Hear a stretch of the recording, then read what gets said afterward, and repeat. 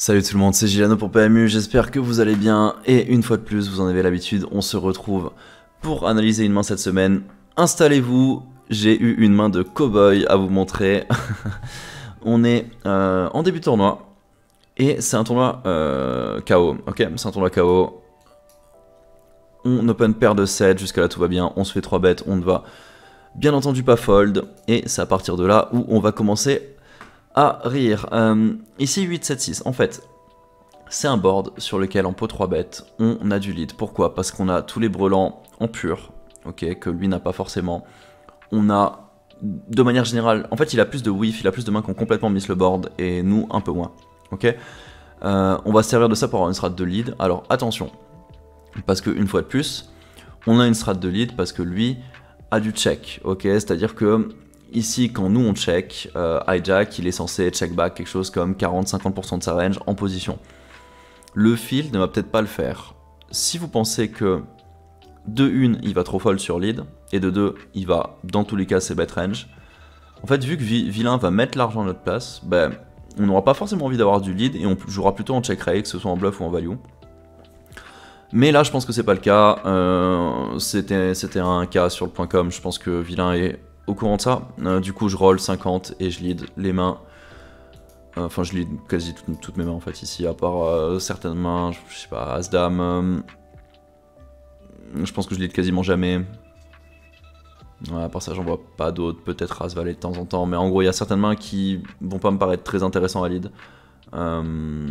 Du coup je vais juste même pas roll et check pur. Mais bref. Ici j'ai lead. Et on se fait raise par vilain, donc là on pourra avoir le truc de se dire ok je vais fast play, il a une overpair, il a une main qui ne va pas fold, etc. Je pense qu'il faut faire attention avec ça, ça peut être vrai sur une partie des buy-in. Ici, par expérience sur un 1K, la réflexion des joueurs réguliers IP, c'est de se dire que je vais lead ce qui m'arrange, je vais lead beaucoup de middle equity, et quand j'ai brelan justement comme ça, je vais plutôt check raise parce que ça avantage entre guillemets plus ma main. Et lui, il va pas se contrôler dans les 10x qui raise parce qu'il a beaucoup de 10x en fait à ses poses en 3 bêtes qui ont gutshot.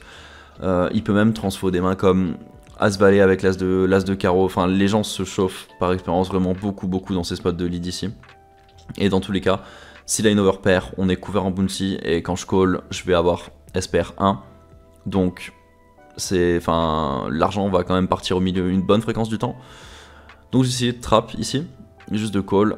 Et la turn est super drôle parce que ça vient flush compléteur. Straight compléteur c'est un peu moins important parce que les 5 c'est pas un truc qu'on a tous les deux une tonne, même si pour le coup je crois que j'en ai un petit peu plus que lui, très légèrement plus. Mais ici en fait vu que ça donne flush compléteur, que j'ai moi-même beaucoup plus de flush et que lui aura beaucoup de mains qui ne va pas bluffer, comme par exemple s'il a décidé, bah, tout à l'heure je vous disais... je sais pas, roi 10 avec un carreau, As-Valet avec un carreau, etc. Là aussi, par expérience, les gens, ils vont se dire, ok, j'ai pas envie de bet call turn, vilain a beaucoup de flush, c'est même peut-être ce qu'il a le plus. Du coup, je vais check et je vais essayer de hit river. Et j'ai trouvé ça vraiment super intéressant de lead la turn pour empêcher ça. Pour le fait que quand il s'est amusé à me check raise un bluff avec un diamond, ils doivent call. Ou même qu'ils check pas des mains aussi fortes. Enfin, là, quand les gens ils ont 2 valets avec un carreau, peut-être pas 2 valets, mais 2 dames, 2 rois, 2 as avec un carreau, bah il y a aussi pas mal de checks. Et là, quand moi je redraw pas sur flush, je trouve ça cool de bet pour plein de raisons, pour value cette range là, pour value les bluffs, etc. Il a décidé de call, et river dame, et là aussi j'ai décidé d'être un peu tricky. J'ai un tout petit SPR, j'ai moins de mi-pot. Et une fois de plus je suis couvert en bounty. Là le bounty, je crois que c'était 25 000, je peux pas vous mettre ça en... Je peux pas vous mettre ça en jeton. Mais en gros, je pense que mon bounty vaut... on doit être sur 500 000. Ouais, ok, j'ai les blindes. On est sur 500 000. Donc en gros, j'ai mon bounty qui vaut 2 tiers de mon stack, plus ou moins. Et je lui fais confiance quand il a 2 rois, 2 as. Bon, 2 dames maintenant, tant pis. De faire tapis lui-même, en fait, qu'il a un carreau ou pas. Parce qu'il va juste se dire que quand je check, je n'ai moi-même plus de flush. Et par contre... On l'a dit, et c'est en fait toute la main pour moi se base là-dessus. On a toujours le read qu'il a raise beaucoup de bluff au flop, pardon, et qu'il a tous ses bluffs à dispo au river. Roi 10, bon Dame 10 ne bluffera pas, mais même Dame 10 peut essayer de trouver un jam pour essayer d'aller chercher le bounty. J'y crois pas trop, mais dans l'idée pourquoi pas. Roi valet avec un carreau, roi 10 avec un carreau, valet 10 avec un... Enfin, valet 10, même valet 10, ouais, il aurait pas call turn. Mais en gros qu'il aura plein de bluffs à dispo, et que dans tous les cas ces calls vont jam 2 tiers du temps eux-mêmes pour aller chercher le bounty. Donc je me suis dit check call c'était peut-être un truc ici. Au final on a check call, et il a vraiment... J'étais vraiment content de cette main game, parce que c'est un peu le truc du feeling où en mode quand on se fait raise IP au flop, on est là en train de se dire ouais ok, juste il est en train de probablement sick over bluff, parce que quand ils les ont 2 rois, 2 as, ils ont tendance à just call ici.